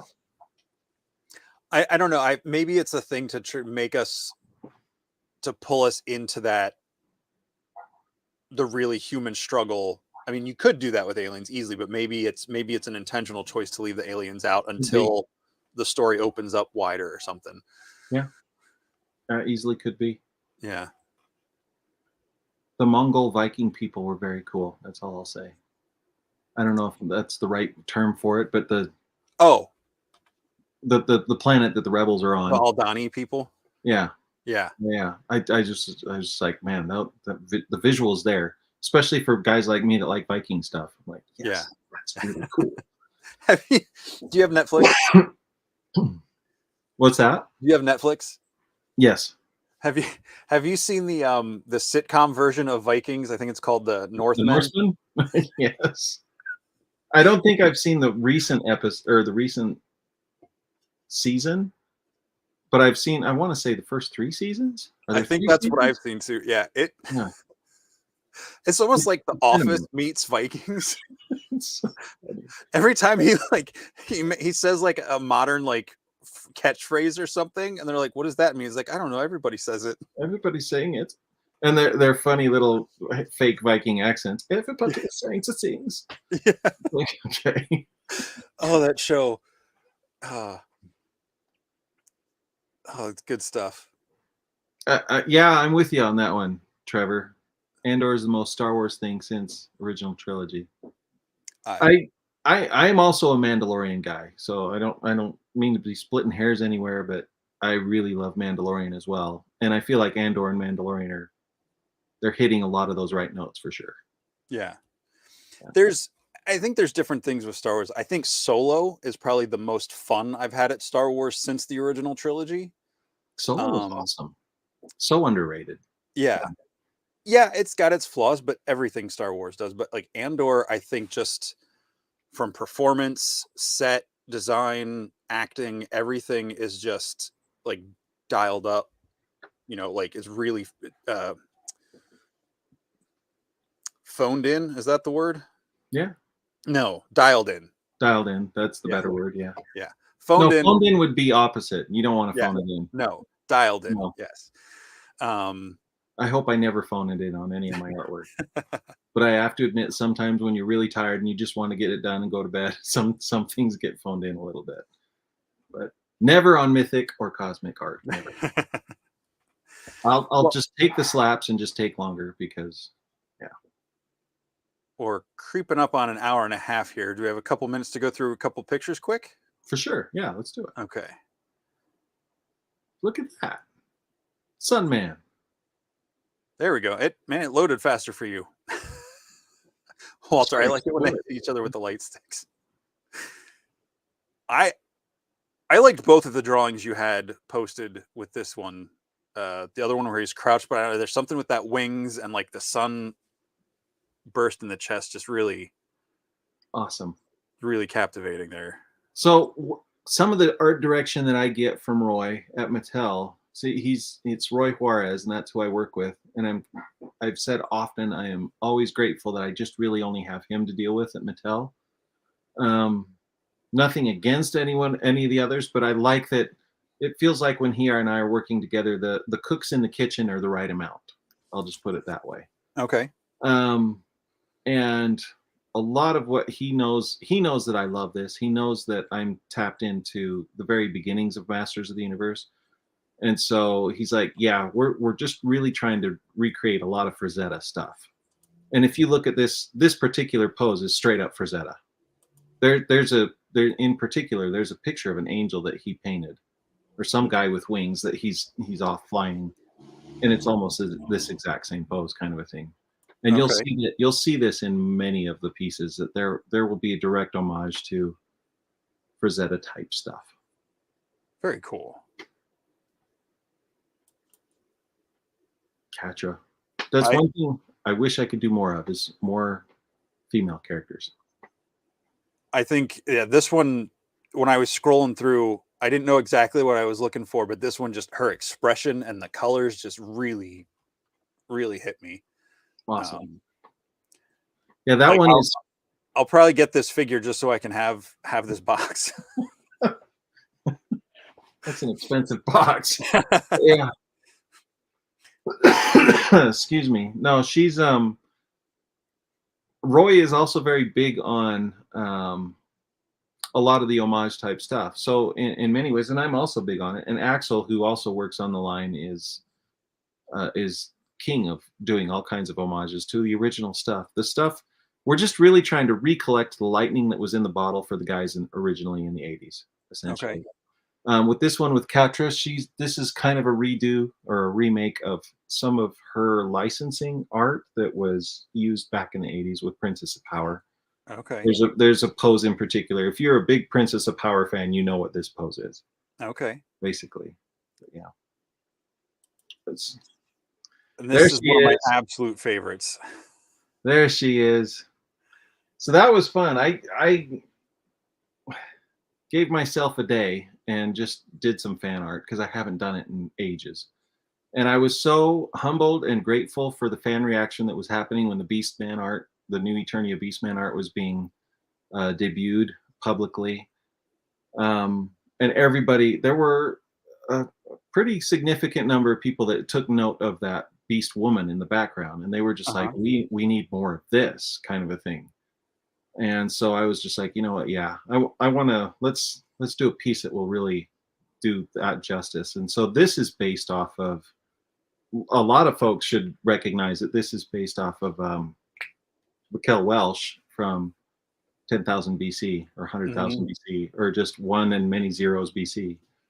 But that's where this comes from, because that's kind of in my mind kind of who she is. She's just that savage cave woman kind of a thing. That's just like, Yeah. she's not going to take any guff, and she's going to kick your butt if you try to treat her wrong. So that's where she came from. Awesome. And this one is just absolutely beautiful.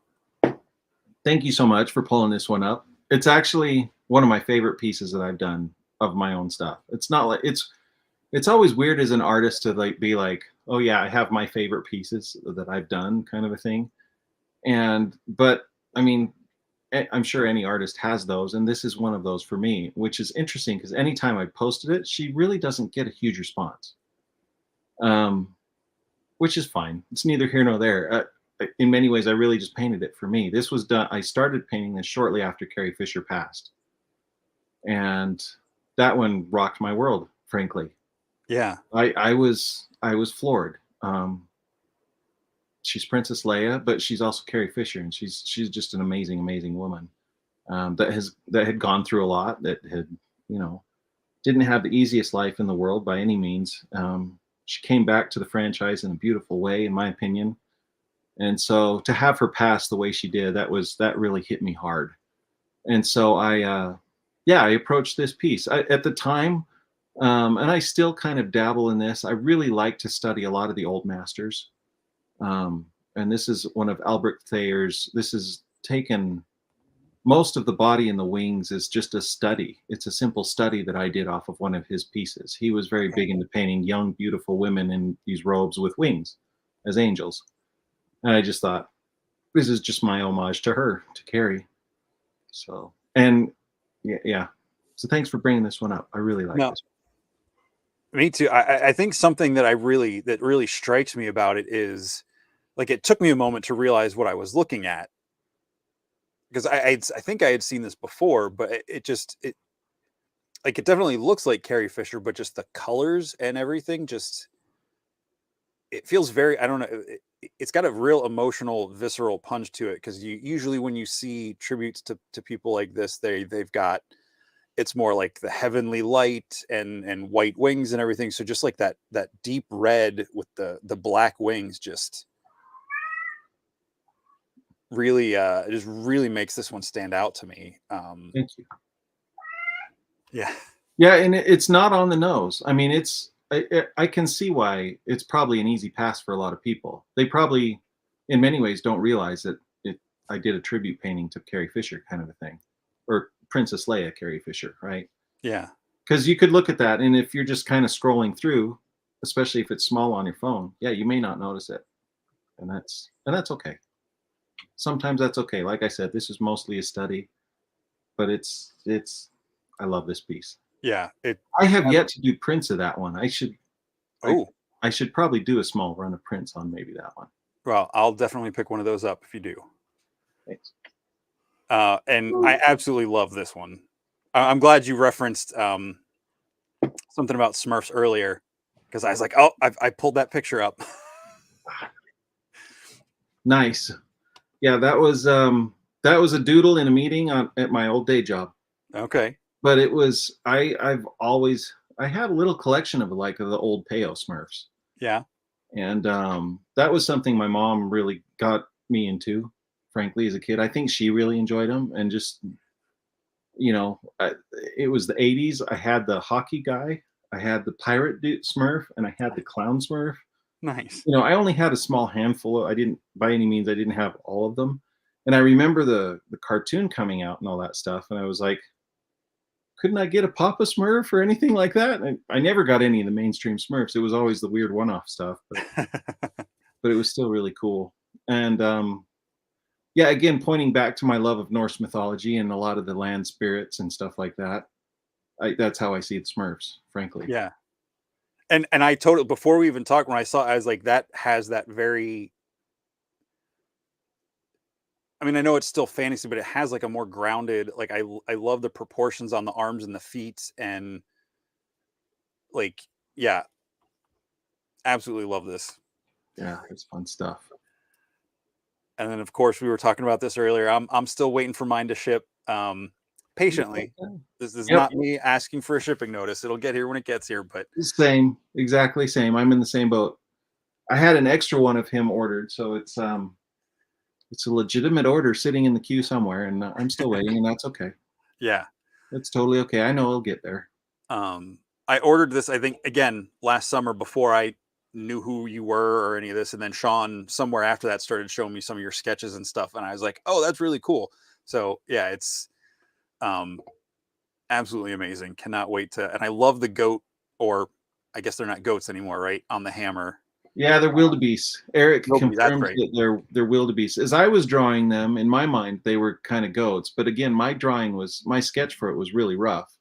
And I actually love that Eric took it into wildebeests. I mean, Yeah. because a wildebeest probably would be a goat for a half giant. I mean, if you stop and think about it. Sure. So And I got two more to pull up here, since this nice. is Road to Legions Con. Excellent. I wasn't complaining about shipping, Greg. Back to the line. I said patiently waiting. I can't get more back of the line than I already am. I think I am the back of the line anymore. I'm fine with that. I know. Yeah. I don't mind being the last one to get it. Awesome. Yeah, the Adeth, the Adaith, the unknown Yeah. one. This is. I really love the theme and the colors you have on the packaging for these two. Because I've got the Furious Four next. Awesome. Uh, I think that's just really cool, and I love how like his lower half is kind of like hazy. It just makes him feel like he's really up there and flying through. Yeah. Yeah. Yeah. This was kind of a fun take because I knew I was playing I was playing in the realm of, now we know that with the unknown one or with the Daith, he's not a part of any faction that as designed, but he was done actually after the Furious Four were done. And knowing the Furious Four, sorry, as you all saw, my cat was on my lap and she's shedding, and there's always hairs that end up right there on the nose, like always. Well, what it is. Oh, Trevor saying he loved the Barbarian set, but hated this photo res. Yes, it was. It was huge. I got to handle some of that stuff at the studio, and it was a bugger. So the fact that he does what he does with the photos, Trevor, you're awesome. But back to this guy, I wanted to basically do a simplified version of similar to what we were doing with Arethyr already from the Arethyr wave, but I wanted it to be unique. And actually, there's some if you've noticed my work over the last year or so, I've picked up a new brush, and it's kind of an oil painterly brush that's a little bit different than some of the previous stuff that I've been doing, just in the brushes that I use in Photoshop. Um, and so I wanted to incorporate a lot more of that look, kind of the newer look. You're seeing it in my Masterverse stuff for Mattel, but you're also seeing it come into Mythic Legions as well, a little bit here and there. So I just wanted to play up that background more, and I definitely, as I was part of my process as I'm painting these things is, I'm rendering it out. I do the drawings. It's all pretty standard. There are not a lot of deep secrets as far as what my process is. I start out like any other artist. You have to plan it out with some loose sketches and that kind of a thing, and then you go into color, and then you just start rendering. And in that rendering phase, you run into a lot of problems with lighting and atmosphere and stuff like that. And so I remember having a lot of fun and realizing I had spent so much time rendering out all this stuff in the shadows, like down where his legs are and his torso and stuff like that. And Yeah. at the end of the day, I'm like, no, it just doesn't feel right. It's not working, kind of a thing. He feels too punchy or something. It just didn't work. And he didn't feel like he was a part of the environment. So that was one of the tricks, was to go in with an overlay and just really, really push that atmosphere of the hell that he's in those flames. And then, because that there would be vapors of smoke and stuff obscuring them. So, well, and that's the thing. I mean, if you don't put that detail in there and then you do that haze over it anyway, that's just going to look like a black blur down there. So even if we can't see the detail, I think from what I've learned between listening to other artists talk and watching stuff on movies and different things like behind the scenes, like if you put the detail in, even if people don't see it, they would notice it more if it wasn't there. Yep. That's true. Yeah, it's absolutely. And there are times when I try to fake, it's like, look, I know that this is going to be a silhouetted thing. I just know it. And if I leave it truly as a silhouette, it just doesn't read the same. Yeah. Which is ironic, because that's exactly what I'm doing with all of the Horseman packaging. All of the actual horses, because they're intentionally silhouettes because we cannot reveal them yet. Yeah. So, but I feel like even those silhouettes gives so much. There's so much detail in those, just even the shapes, that it's tantalizing for the mind to think about what's going to fill that in. Yeah. Especially that headdress on Necronominus. Gosh. Yeah. If you all could see the things that I've seen, but yeah, soon. But other than, I'm just so excited. and yes, it is coming soon. We're only 3 weeks away, not even. Yeah. So yeah, Trevor saying that's why he uses fog, blending in his surroundings and atmosphere. I know. Yeah. There's another thing I watch on YouTube, Corridor Crew. They like do visual effects breakdowns and stuntmen reacts where they break. They're like, anytime you see like rain in a movie and there's VFX or some sort of atmosphere, it always helps sell the CGI if it's interacting with real people, because you can fudge that lighting better. Yeah. And the last one. So much fun. I love this piece. I'm so excited to see it all over the place here in a couple of weeks. And did I hear Jeremy correctly? There's going to be T-shirts of both of these. Is that correct? I think so. Okay. I mean, that checks out. I mean, it's probably no secret to anybody that there are emails that go back and forth between me and Retro Rags. So I'm pretty sure some of this stuff got all shared, but I don't know. Yeah. Okay. I feel like he said something like that on Mythic Conversations this week, but someone correct me if I'm wrong, but I could have sworn he said there was going to be T-shirts. Someone asked if there was con exclusive shirts, and I think he mentioned the art for these. Yep. And there will for sure be prints. Yeah, these are being offered as prints for sure. Yeah, the T-shirt will. Thank you, Walter. Yes. If we all had just a nickel for every time autocorrect really made us look bad. Oh my gosh. I'd have at least $50 a day. Oh, Jeremy was wearing one today. There you go. So The shirts do exist, or at least one does. At least, well, yeah. I think that's Jeremy's favorite aspect of this job. Now that he's actually officially with the Horsemen, is he gets his hands on everything first. He's just like, yes. And I don't blame him. That would be an amazing perk to the Yeah, job. That would be yeah. phenomenal. That is not a cut or a slight on him in any way, shape, or form. It's I would be in the same. I'd do the same thing. When you did that, all my mind he just turned into Gollum in my head.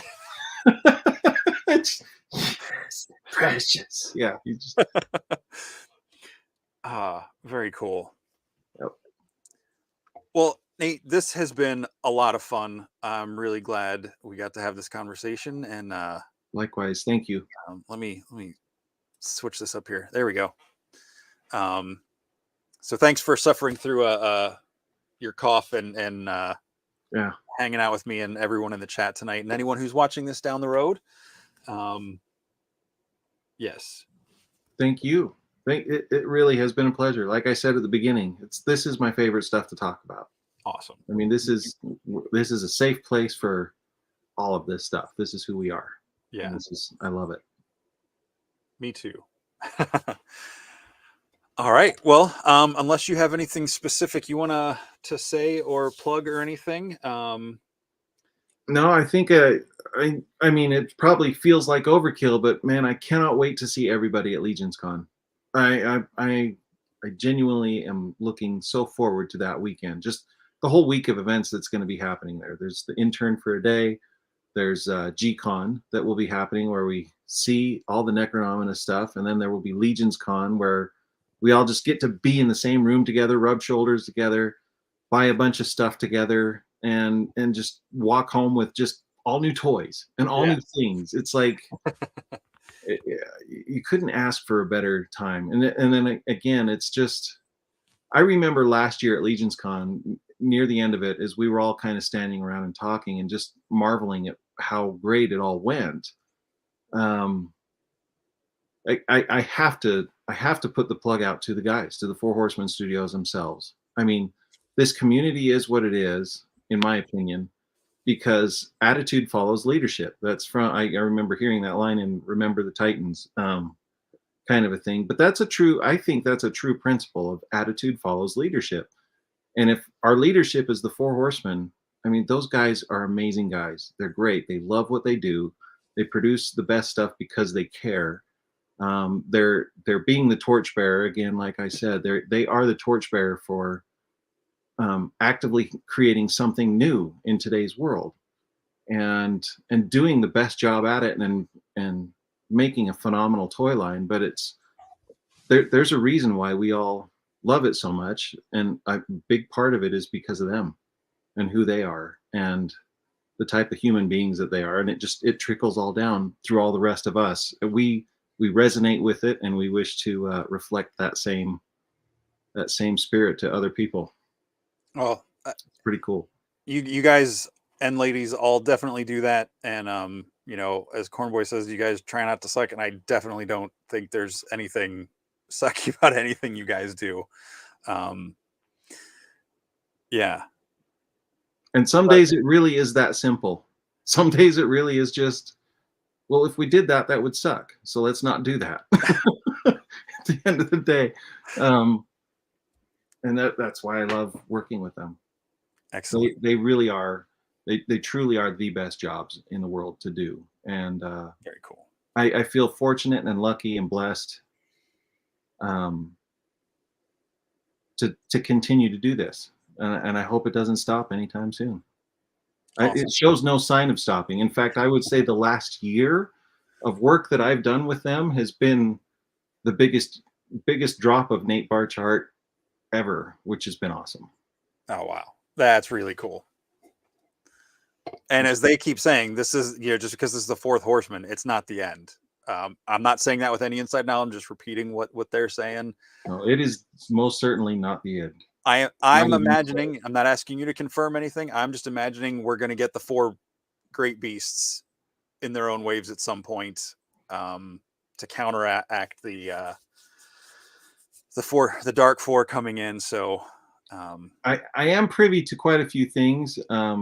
and I'm not going to divulge anything that I shouldn't be divulging, but other than to just simply say, and I'm pretty sure Jeremy and all the guys would agree with me, this is so far from the end.